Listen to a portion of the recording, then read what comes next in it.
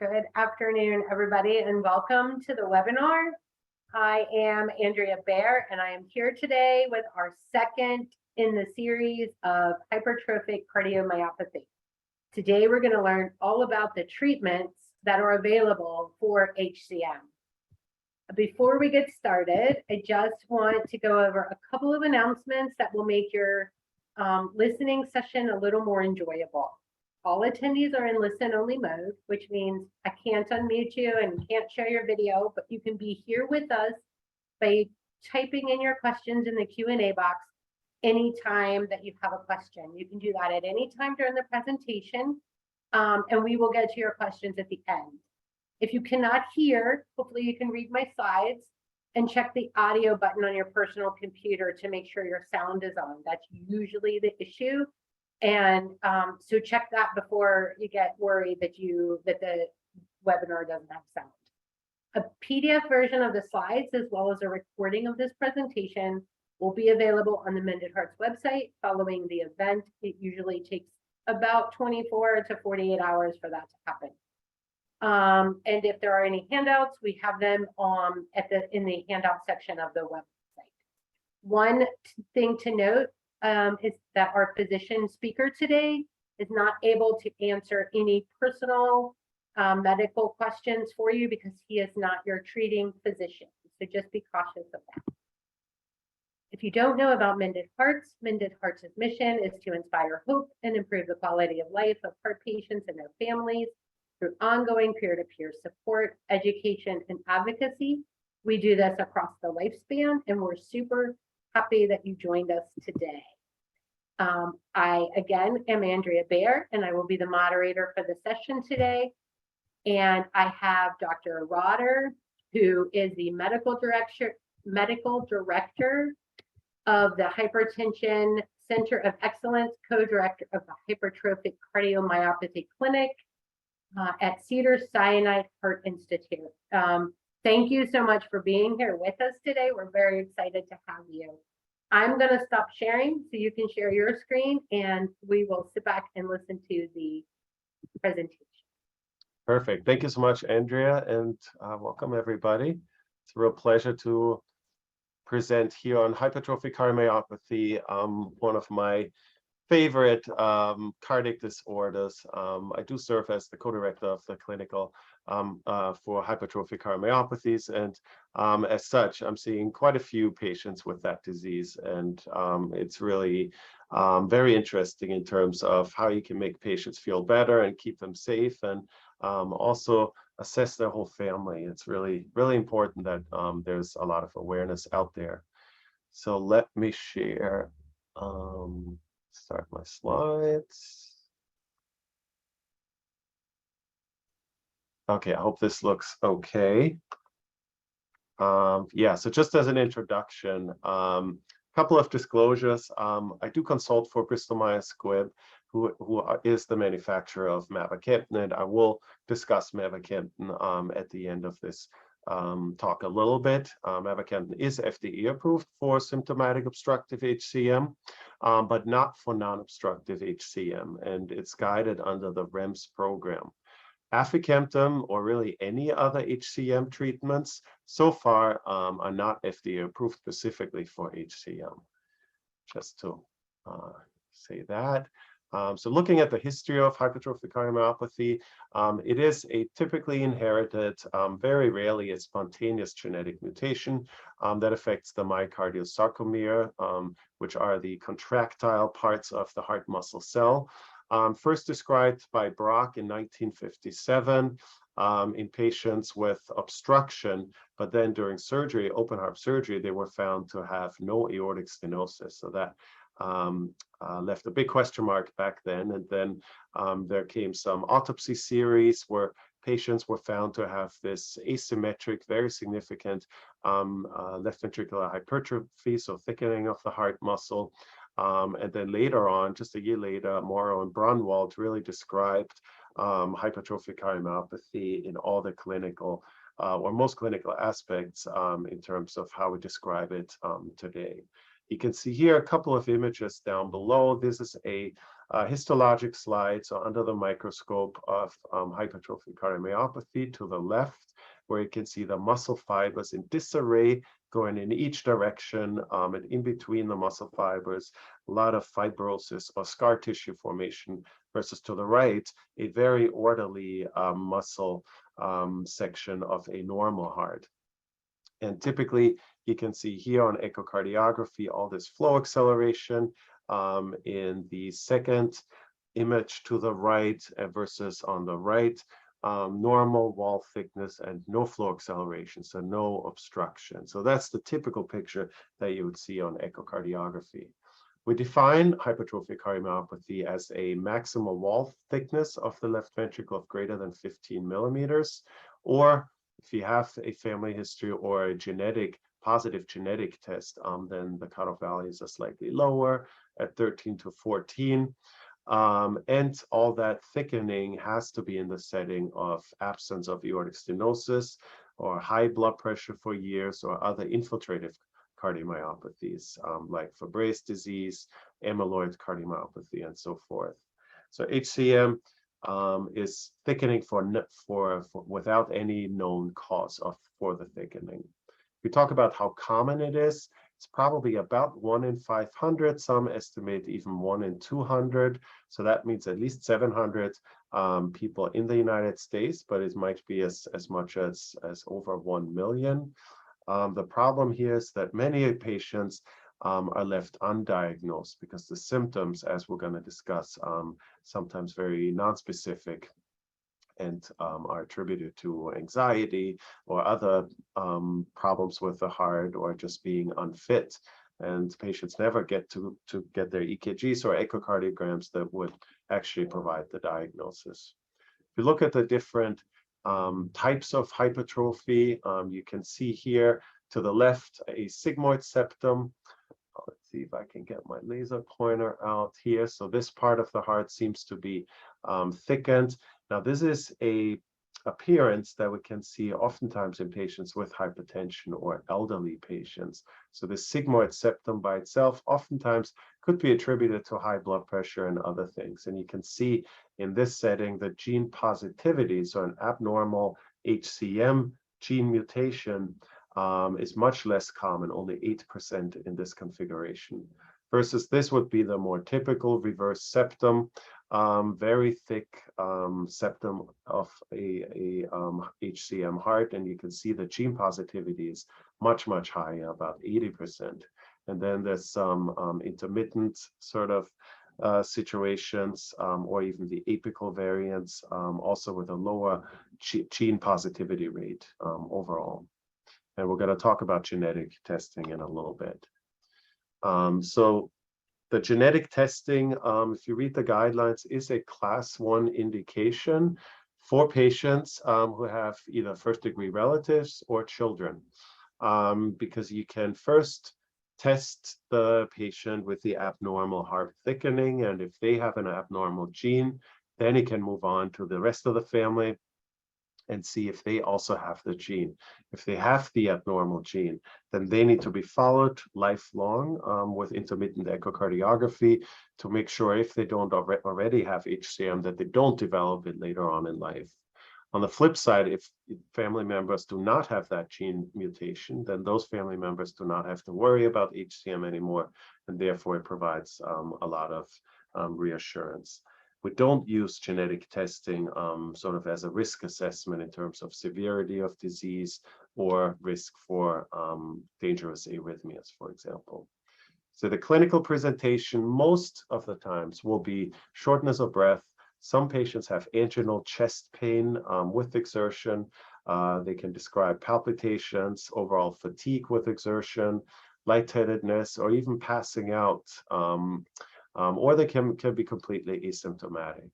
Those patients who are asymptomatic, they run the risk of never getting the right diagnosis and therefore being at some risk from complications of HCM if they're not treated for it.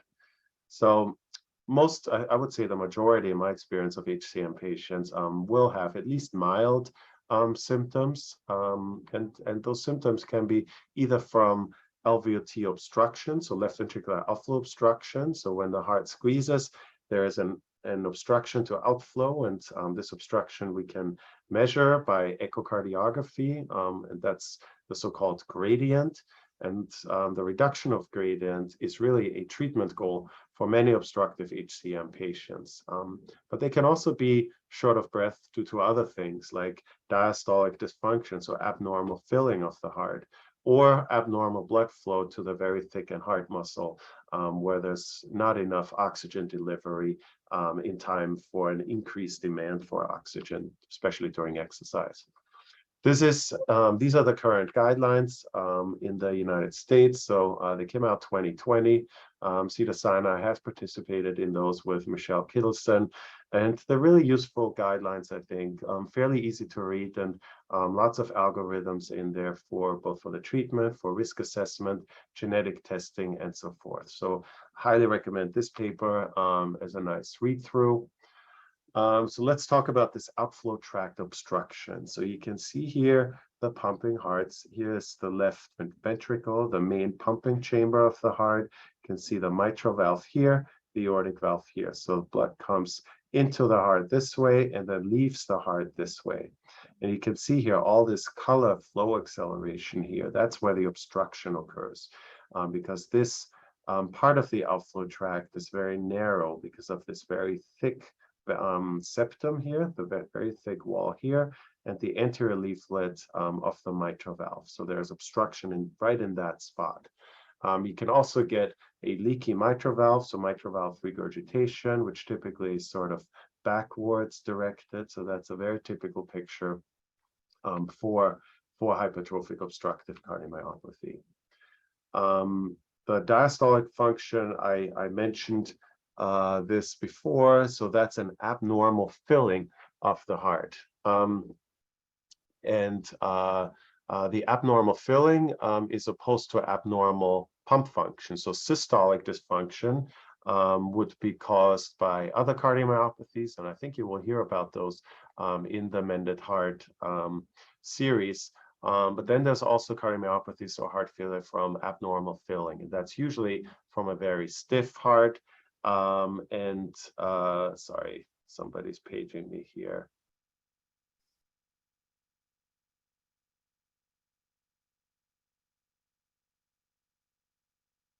Okay, sorry about that.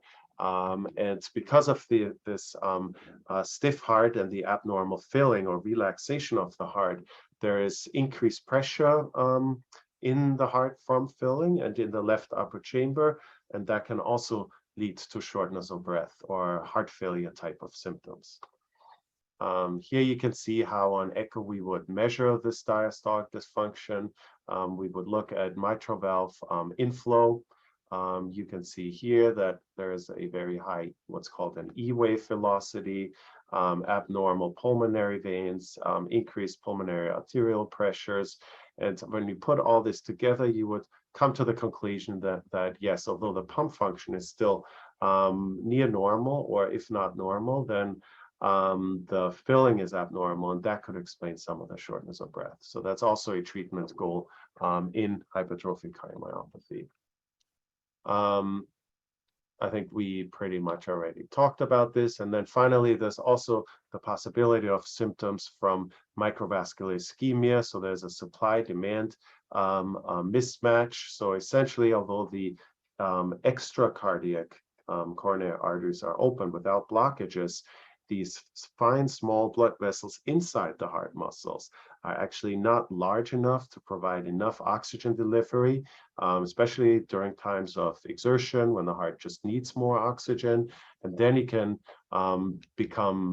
get angina or chest pains. And from this mismatch or ischemia, what's called, of the myocardium, you can over time get small little infarcts, fibrosis, and scar tissue formation. And that ultimately leads to even more abnormal filling or even more stiffer hearts over time.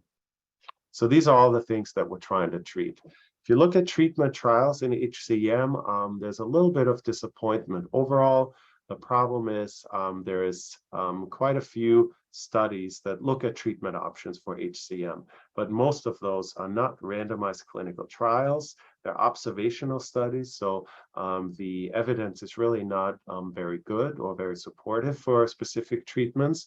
And most of these trials or studies enrolled very small amounts of patients. So it's quite rare that we get large trials that give us really a good answer in terms of whether a treatment works or does not work.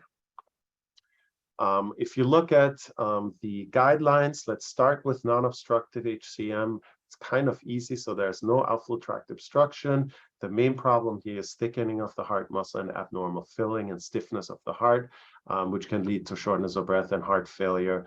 So most of these treatment recommendations are based on sort of recommendation from experts in the field, rather than really good, solid, randomized clinical trial evidence. But it is reasonable in non-obstructive HCM to try treating patients with beta blockers, calcium channel blockers, and if needed, maybe with diuretics, or such as Lasix, for example. But beyond that, there's really not a lot of things that you can do for non-obstructive HCM. You want to lead a healthy lifestyle. You want to make sure blood pressure stays normal, and all the other cardiac risk factors are in check, but there's really nothing specific that treats non-obstructive HCM, unfortunately. So here again, just to reiterate, beta blockers are usually first line, although there's some data that actually suggests that it might lead to worsening diastolic function, but I think the jury is still out there. Calcium channel blockers like diltiazem or verapamil would be options, and then mavacamten, we don't know yet. So currently there's no indication for non-obstructive HCM, but in obstructive, mavacamten also improves diastolic function to some extent. So here's the treatment algorithm in obstructive HCM. So first we want to figure out by echocardiography, is there obstruction and how great is the obstruction and whether or not there are symptoms. Now, again, like I mentioned, most patients with obstructive HCM will report at least mild exertional symptoms. So once you're going down that route, the first line of treatment is typically a non-vasodilating beta blocker, such as Metoprolol, Bisoprolol, Propranolol, or verapamil or diltiazem, calcium channel blockers. The symptoms persist. You can choose disopyramide, or now that mavacamten is approved, also mavacamten, I think, at this stage. If both of these medications are not helpful in reducing symptoms, and symptoms are significant, then those patients would be surgical candidates. One option would be to use open heart surgery and do myectomy, which is a little bit more reliable, but does carry the risk of open heart surgery, versus septal ablation, which is a catheter-based intervention, which can also reduce outflow tract obstruction, but maybe slightly less reliably so. The reason why mavacamten is not in this treatment algorithm is because these guidelines were written before mavacamten got FDA approval. So I will mention that in the end of this talk in a little bit. So the treatment of the outflow tract gradient, as mentioned here in the algorithm, would be for the most part, the treatment goal is to slow down the heart a little bit. So you increase the filling time. By increasing the filling time, the heart actually becomes a little bit larger or more dilated, which also increases the size of the outflow tract. And therefore, with the next squeeze, there's less obstruction. It also, those medications like beta blockers, disopyramide, and mavacamten, and also aficamten, they all decrease the forcefulness of cardiac contraction. So they are thereby also decreasing this outflow obstruction and the gradient. So these are all the medications that you can use. In terms of beta blockers, again, you don't want to use anything that is vasodilating like nebivolol, carvedilol. You want to stick to the non-vasodilating beta blockers such as atenolol, propranolol, or metoprolol, or bisoprolol would be also in that category. Again, to decrease cardiac contraction, increase filling time, decrease the gradient and obstruction, and also decrease the oxygen demand, and therefore decreasing the effect of microvascular ischemia, as I mentioned before. There are side effects to beta blockers, of course, and oftentimes, especially in young patients, they are not extremely happy with those medications. They can cause fatigue, they can worsen depression, maybe even cause some learning disabilities, slow the heart rate, or in extreme cases, even cause heart block requiring pacemaker. So you have to think about these side effects before you choose your medication. Now, just recently, we've been using Metoprolol in HCM for decades, and just recently, last year, actually the first randomized clinical trial came out. But as you can see, they only enrolled 29 patients with a crossover design, so everybody gets either treated or randomized to placebo, and then after a few weeks, they switched places. One got placebo and the other one got metoprolol. And then at the end of the treatment periods, they investigated whether or not the gradient improved. And there was a significant decrease in LVOT gradient with metoprolol, an improvement in New York Heart Association class overall. But you can see here, I would say the change overall from between placebo and metoprolol is not very convincing. And although there's definitely an effect of metoprolol in patients with obstructive hypertrophic cardiomyopathy, sometimes they are still left with some residual gradients even on treatment with metoprolol. So oftentimes these patients require more than just one medication. Again, then calcium channel blockers are the second-line treatment in most patients, so verapamil or diltiazem you can use. They also decrease cardiac contraction. They increase the filling time, therefore allowing the heart to fill a little bit more, increase the size and decreasing obstruction just from that. And then they're also very good at decreasing gradient on obstruction, and they also decrease oxygen demand, just like beta blockers. They are contraindicated in patients with hypotension or severe class 4 symptoms, especially with reduced ejection fraction. These medications can decrease pump function overall. Other side effects could be leg swelling, hypotension, constipation, and also heart block, but that's fairly rare, and usually these patients are followed to make sure they don't develop these problems. So calcium channel block is still in our armamentarium. But what's lacking here is really no good randomized trials. Although with clinical experience, we know they seem to work to some extent, but there's no good randomized clinical trial data for these medications. One next step would be, if beta blockers or calcium channel blockers do not work, would be disopyramide or Norpace. And our very own Dr. Charles Pollack, whose office is just 2 doors down from mine here at Cedars-Sinai, he really did the groundbreaking work on disopyramide. There was actually a randomized clinical study that showed that disopyramide reduced LVT gradients by from 75 to 40 millimeters in general. So the patients did have a residual gradient on average, but a marked reduction, a clinically meaningful reduction, I would say. And about 2/3 of these patients did not need to move on to septal reduction therapy, and there was sort of a trend towards less mortality and even sudden cardiac death in this really important study. In terms of using this medication, it sometimes has some cost and availability issues. You have to ideally take this medication 3 times a day.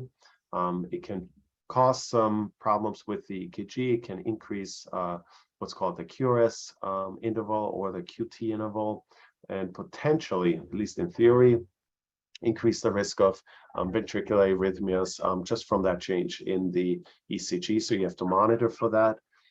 Some doctors prefer using them only with beta blockers or calcium channel blockers, because in atrial fibrillation, disopyramide can accelerate AV conduction and then cause very fast atrial fibrillation. And some of the not so well-tolerated side effects are dry mouth, urinary retention, constipation.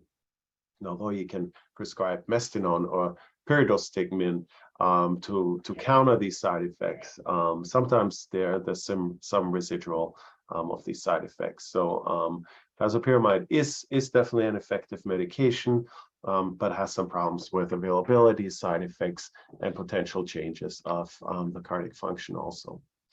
Ranolazine is FDA approved for decrease in coronary artery related anginal symptoms. So people have prescribed it in HCM, just thinking, well, if it works in coronary artery disease, it must also work in HCM. Unfortunately, that was sort of an empiric decision to give patients ranolazine. And if you look at the clinical evidence, it's not very good. There's only one randomized trial that actually did not show any effect on functional capacity, on cardiopulmonary exercise testing. It also did not decrease heart failure enzymes like BNP, for example, and also did not change quality of life questionnaires. There was a reduction in PVCs, so not maybe an optimal treatment target, but ranolazine does work as a antiarrhythmic, as a sodium channel blocker. There are pretty rare side effects, I think, sometimes dizziness, constipation, or dry mouth, but usually pretty well tolerated, but the evidence for its effectiveness in HCM is just really lacking. So ranolazine is not in the guidelines currently and is probably ineffective. And now we're coming to the myosin inhibitors. So these are a completely new drug class that just came to the market this year. There's two potential contenders now, one FDA approved, one not FDA approved yet, mavacamten and aficamten. Both of these are selective small molecule targeting myosin protein inhibitors.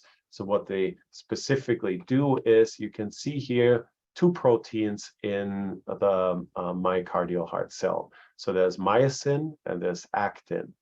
And the cardiac contraction occurs by cross-bridging between myosin and actin. So you can see these little heads, they move up towards the other protein and then have a change in configuration. So they sort of flap over, and that's how the two proteins move against each other.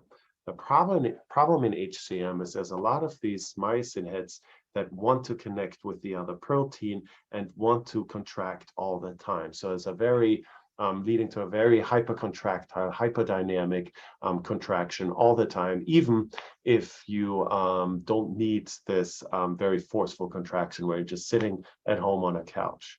And in the normal heart, most of these myosin heads that connect with the other protein, actin, are actually in a relaxed state. So you can see in the normal heart, there's most or about 40% of these myosin heads are in a relaxed state and don't want to contract or bind with the other protein. Versus in HCM, there's only very few of these myosin proteins that are relaxed. All of them want to contract all the time. The heart is beating always in the red zone. And therefore, there's very hypercontractile, forceful contraction in hypertrophic cardiomyopathy, which leads to an unnecessary waste of oxygen in the heart muscle, leads to this hypercontractile function that leads to outflow tract obstruction, and it also leads to diastolic dysfunction from a very stiff heart, because it's always sort of connected and does not relax like a normal heart does. And that's where myosin comes in. It affects or binds to these myosin heads and puts them back into a relaxed state, or at least a portion of them. You don't want to relax all of them, because then the heart doesn't beat anymore. So just bringing, with the right amount of relaxation at the right dose, bringing some myosin heads back into a normal relaxed state will improve this hypercontractility and therefore improve oxygen consumption, the outflow tract gradient, and also the filling or relaxation of the heart. Mavacamten specifically was tested previously in animal models, because before we gave this to patients, of course. This is a mouse model where you can see that in mavacamten treated mice, there was much less fibrosis of scar tissue formation, and there was also a reduction in overall thickening of the heart. So that was the first step. And then they actually looked at hypertrophied heart in cats. There's some cats out there, Maine Coon cats, that oftentimes have this genetic predisposition of developing HCM, and then you can study certain medications in those. And in this cat model, mavacamten reduced the outflow tract gradient really markedly. So that was the first step before going into the human. And then there was a smaller study, proof of concept study in the human called the Pioneer trial. And then they moved forward with the pivotal randomized phase 3 trial, the EXPLORER-HCM. So this was really the largest HCM trial to date, randomized trial to date, looking at mavacamten. Patients were randomized in a 1-to-1 fashion, overall at 75 sites all over the world, in the US and Europe for the most part. They enrolled 220 patients, and the primary outcome was to look at what the effect of mavacamten was on exercise capacity, on cardiopulmonary exercise testing, or reported shortness of breath class at 30 weeks of treatment. Then they looked at other things, of course, the amount of gradient reduction, whether or not these medications are safe. They looked at BNP as a heart failure biomarker, and also with questionnaires at quality of life assessment and overall symptom status. There's also a sub-study of looking at, with cardiac MRI, at the hypertrophy reduction and changes in diastolic function. This is the baseline characteristics of the patients. So overall, you can see on average patients that were enrolled were about 58. So they weren't very young, not very old. Good mix overall, good proportion of women in this trial. And you can see that almost all patients were treated with either a beta blocker or a calcium channel blocker. They were not allowed to take both, though, and they also were not allowed to take disopyramide or ranolazine when they were enrolled. This is the primary endpoint. You can see here the difference between the mavacamten and the placebo group. So overall, there was a almost 20% difference in terms of patients who met the primary endpoint of either improving functional capacity during cardiopulmonary exercise testing and or improvement in shortness of breath class. The reduction of LVUT gradient was marked. 36 millimeters was the difference between the two groups. Patients were able to exercise much better. Overall, 65% of patients were reported at least one class improvement of the shortness of breath scale. And then both in terms of Kansas City Cardiomyopathy questionnaire or the HCM shortness of breath subcategory questionnaire, both scores improved in patients who were treated with mavacamten. So patients reported symptom improvement. They were more functional. They were able to exercise better. And overall, it was also very well tolerated, this medication. You can see just overall the reduction in gradient in blue here in the mavacamten group. The ejection fraction dropped by about 4 percentage points, and that's sort of the treatment target. What's also important is these are all gradients. You can see the gradient was reduced throughout the study up until week 30. Then when they washed out mavacamten, it went back up to baseline. What's really kind of exciting, I think, here is also many cardiologists look at BNP values in patients with heart failure or shortness of breath that's cardiac related. You can see here, after only 4 weeks, a very steep fall off in NT-proBNP levels. So that suggests that the pressure inside the heart decreased dramatically, and these BNP levels remained much lower, overall about 80% lower in the mavacamten group compared to the placebo group. And also troponin T, which is a enzyme that HCM hearts spill over due to ongoing damage to the heart muscle cells.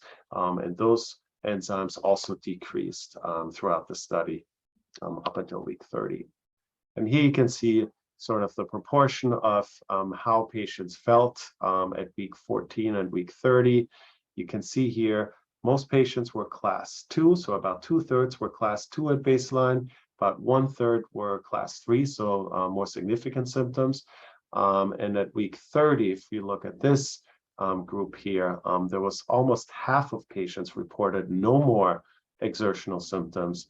About 40% reported only mild symptoms with exertion, and a very small proportion still reported significant symptoms. So that goes along with the improvements that we saw on the questionnaires and with the lowering of the BNP levels.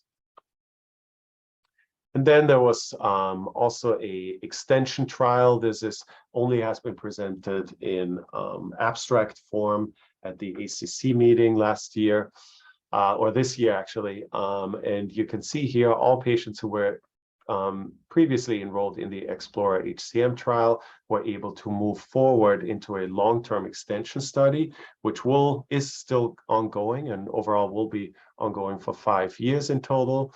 You can see that 95% of the original study wanted to move on to the extension study. So they didn't want to come off medications. They wanted to continue their medication, or if they received placebo, get the chance of starting them.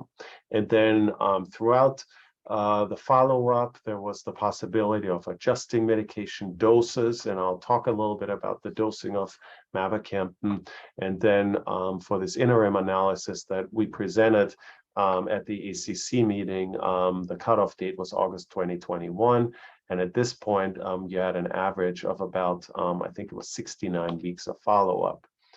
Again, the baseline characteristics looked the same and most patients,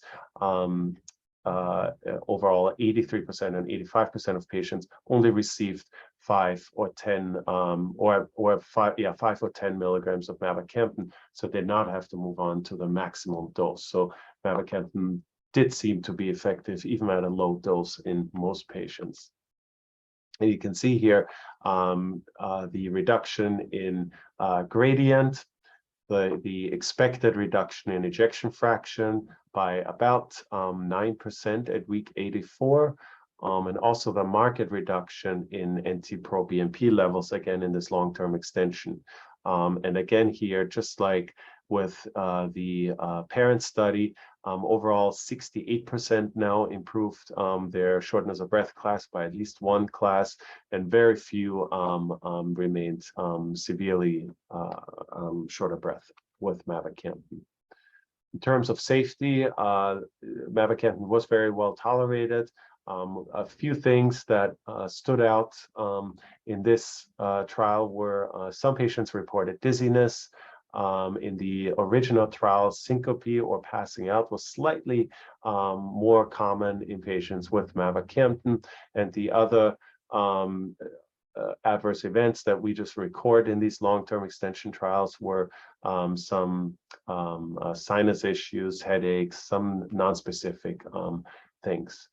Overall, the cardiovascular drug-related severe adverse events were extremely low in this overall trial. So it seems to be that this trial, even in the long-term follow-up, is safe, but there is a few things that you have to be on the lookout, and we'll talk about that.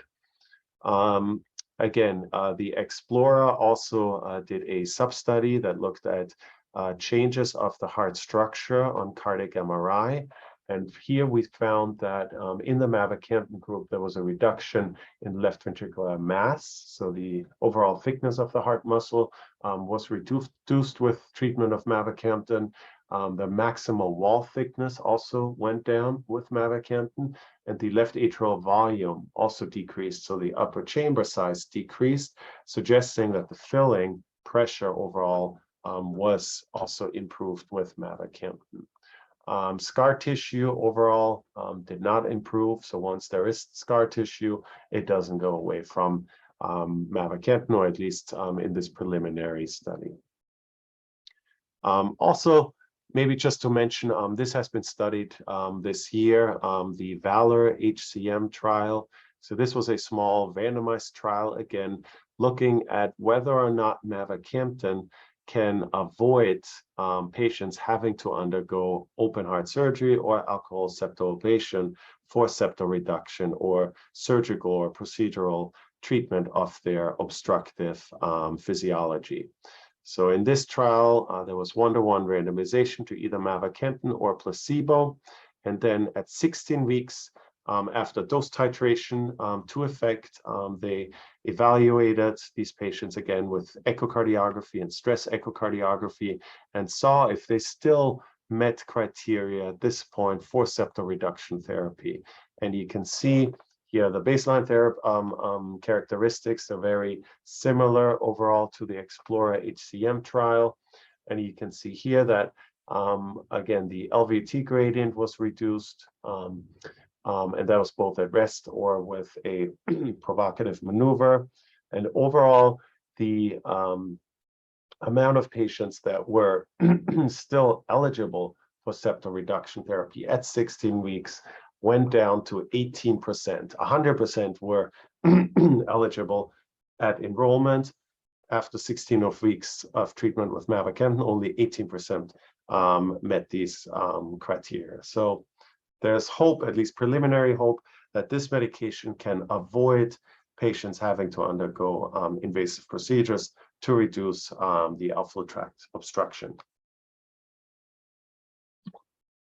In terms of safety, in this very short study, there were really no safety signals. There were a couple of patients who dropped the ejection fraction below 50%, at which point the drug was reduced, the dose was reduced or withdrawn, and then the ejection fraction came right back up to baseline levels. Aficamten is a very similar medication. It sounds like mavacamten. It's a second generation myosin inhibitor. It does essentially the same thing that mavacamten does. There might be some pharmacokinetic advantages of this medication. It has a shorter half-life. So if there is excessive reduction in ejection fraction, once stopping the medication can really improve the ejection fraction much quicker. And there's potentially somewhat less interactions with other concomitant medications. So for aficamten, the phase 2 and phase 3 trials are still ongoing. They're being presented currently on an abstract and preliminary paper form, but there's more to be learned here, and we're very hopeful that this will be a second treatment option as soon as next year. So let's just talk about the prescription of mavacamten, because it's a completely new medication and patients really have to get used in how this medication is being prescribed. Because mavacamten, or Camzyos, what's the brand name, can reduce ejection fraction excessively in a small amount of patients, the FDA has put forth what's called a REMS program, or Risk Evaluation and Mitigation Strategy program. And this is put in place to make sure Camzyos is being prescribed in a safe manner, that we don't reduce ejection fraction of pump function excessively, and that we also consider drug interactions that can also lead to systolic heart failure potentially. So both the physicians and the patients have to sign up for this REMS program to be eligible to receive Camzyos or mavacamten. Here's one typical treatment titration schedule, and that's from the package insert. You start at 5 milligrams, only in patients who have a baseline ejection fraction of 55%. Excuse me, and you also at baseline, you want to make sure that patients are not pregnant and that there is a good contraceptive plan and there's no wish to have children in the immediate future. So here would be then a dose titration schedule. It is a little bit onerous on the patient because they have to come back after 4 weeks, after 8 weeks, and after 12 weeks. And then once there's no more change in medication dose, which might be even a few months later, patients have to still come back every 12 weeks for an echocardiogram just to make sure the ejection fraction is still above 50 and the gradient is where you want it. With this medication, because it's so new and because we definitely want to avoid excessive reductions in ejection fraction. We want to make sure that we only prescribe the lowest effective dose. So sometimes that's 5 milligrams. Sometimes it could be even as low as 2.5 milligrams. So that's why this dosing schedule is being put in place. If the ejection fraction does drop below 50%, you have to interrupt the medication. And then typically after 4 weeks, the ejection fraction is back up to where it was before. If you're in that gray zone between 50 and 55%, you want to maintain mavacamten at the current dose level and not increase it. But if the ejection fraction is greater than 55% and the gradient still more than 30, so that still means there's still some residual obstruction, then you're allowed to go up one dose level. So from 2.5 to 5, 5 to 10, or 10 to 15, which would be the max dose. If the ejection fraction is greater than 55%, and the gradient is 30, like I said, then you can up titrate. After each up titration, you have to repeat a echocardiogram, though, after 4 weeks. Once you're on a stable dose, only every 12 weeks.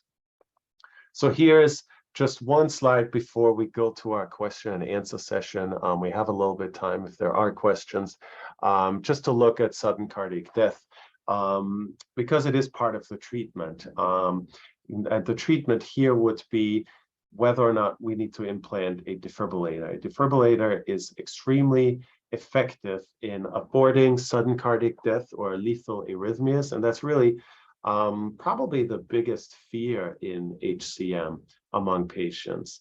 Thankfully, sudden cardiac death is a very rare event. It only occurs in less than 1% of the overall HCM population, but we want to recognize this 1%, and we want to calculate the risk of having dangerous arrhythmias. And if there is significant risk, then we want to implant a defibrillator and implant a defibrillator, because that could be a life-saving intervention.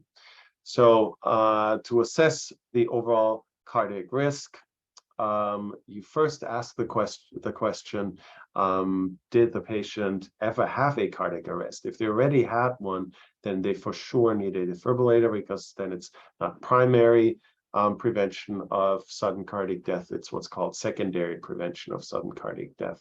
So then there's no question, patients need an ICD. And then you go look at certain risk factors. There's also online risk calculators that you can use to assess the risk and whether or not a defibrillator is indicated. So you ask first about family history. Did anybody in your family ever die suddenly or was reanimated from ventricular fibrillation, for example, in the setting of having known HCM, especially if they were younger than 50 years. So if that's a yes, defibrillator. If there's massive hypertrophy, so massive thickening of the heart muscle greater than 3 centimeters usually, it's also recommended to have an ICD or a defibrillator. If there is passing out, which could be a hint of dangerous heart arrhythmias, that could be an indication for a defibrillator. If there is what's called an apical aneurysm or the pump function is less than 50%, those are also reasonable indications for a defibrillator. If all the questions on these are a no, then you look at one of these longer term heart rhythm monitors like a Zio patch or Bardet patch or whatever you use. And if there's no significant non-sustained ventricular tachycardia, then you go on to cardiac MRI, and then you look at how much scar is there actually in the heart. And if there's a lot of scar tissue formation, then that is also a risk factor for a defibrillator. That by itself is not a very strong recommendation, but if you have some other minor criteria, then that oftentimes weighs you towards defibrillator.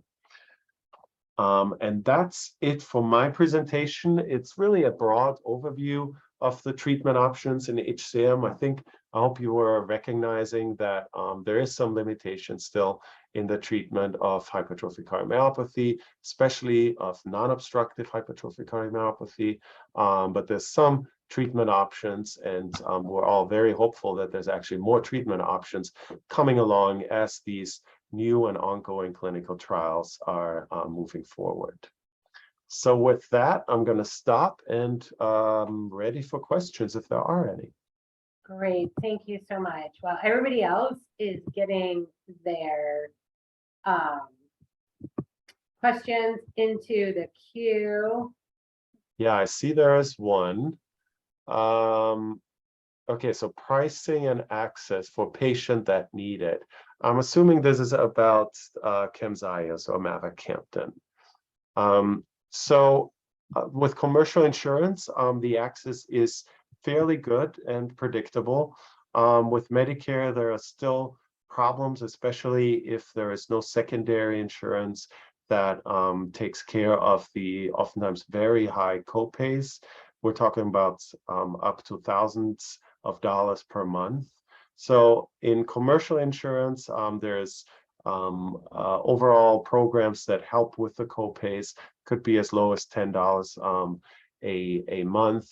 But essentially what you need to figure out whether or not you are eligible and whether this medication would be covered. You find a physician who is a prescriber of this medication, and then they will put you through what's called the REMS portal. And then on the other side, you will get the answer in terms of if it's being approved and what the monthly cost would be. And then you can make the decision whether or not that's feasible. Fabulous. Then there's a, a second question about a description of that Margaret had a previous ventricular septal myectomy in January. So this year, I'm assuming. LVT with Valsalva was 262. That seems very high. I wonder if that's correct. And that resting 145. Now the LVT is essentially undetectable. So the myectomy was successful. Congratulations to that. Do I still have HCM or at risk for recurrence? And she's 73 years old.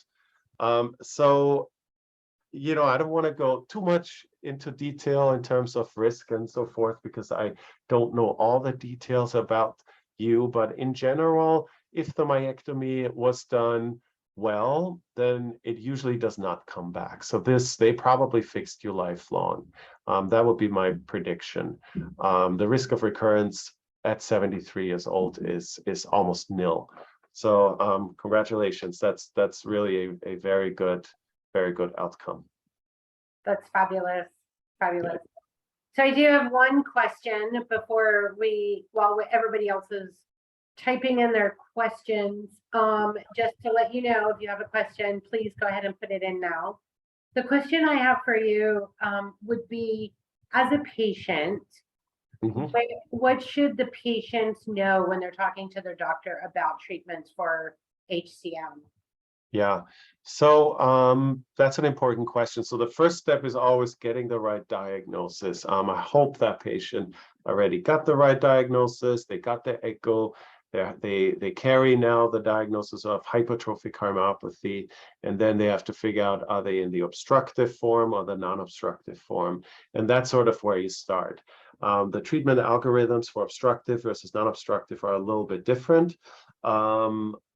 So for either one, you can start beta blockers and calcium channel blockers. And then if there's obstruction, there's some other option, as I mentioned, like disopyramide or mavacamten, for example.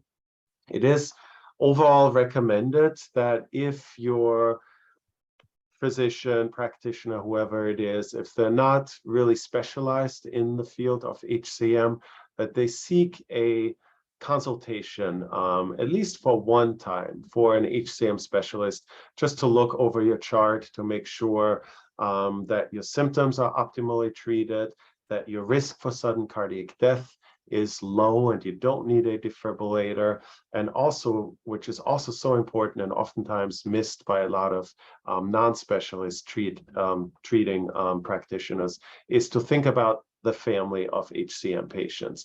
So you want to make sure that the practitioner does a detailed family history, asks you about your parents, your siblings, your children, and then maybe another generation in each direction, to make sure there's no worrisome incidents in your family, and to make sure that we're testing all these first-degree family members for HCM to see whether or not they have HCM, and whether or not they're at risk for sudden cardiac death. So I think that's why at least a collaboration between primary cardiologist or practitioner with an HCM center is really helpful.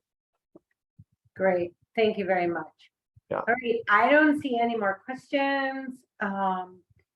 So I just want to say September 27th is not the next webinar. That is today. So everybody check out the website at mendedhearts.org. And we can let you know, it is posted there when the next webinar is. I'm sorry, I don't have that here to give you the information. I am apparently one of my slides. So October 5th, somebody's saying. oh, did somebody put it in the chat? October 5th. Yeah. Thank you, Leslie, for letting me know. It's on October 5th. You can go to the website to register for that. And the final question we will end with today is it says, when you recommend a defibrillator, can you explain the guidelines? Let's see, when you recommend a defibrillator, can I explain the guidelines? So the first question is a defibrillator indicated? And like I mentioned, there is certain risk calculators that your doctor can use to put in all your data in terms of family history of sudden cardiac death, in terms of structural heart problems, like how thick your cardiac walls are, whether or not there are irregular arrhythmias detected on heart monitoring, if there's passing out episodes or some other structural differences on cardiac MRI, for example, then the experienced practitioner will make an informed decision whether or not there is a defibrillator indication. Now, once there is an indication, it's still a shared decision-making between patient and doctor whether or not you want this. If there is significant risk, I highly recommend it because it is life-saving in some patients. But you also have to be aware of the potential complications, which are small but not zero, of defibrillators. So you want to make sure you talk about this problem with a really experienced HCM doctor. Great. Yeah. Thank you so much. We really appreciate Very welcome. your time with us today. And everyone, come back next Tuesday, October 4th, and join us for the webinar on the 3rd in the series. So thank you so much. We appreciate your time today and have a great day. Thank you. Have a good day. Bye-bye.